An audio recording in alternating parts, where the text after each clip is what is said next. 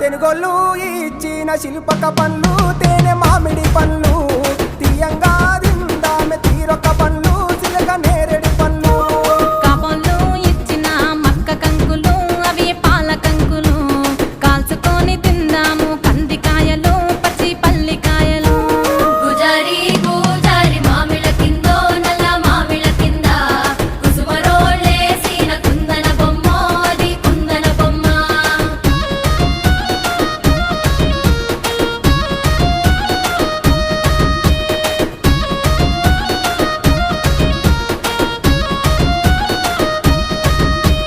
బెస్తోలు పెట్టిన పచ్చి చేపలు అవి వట్టి చేపలు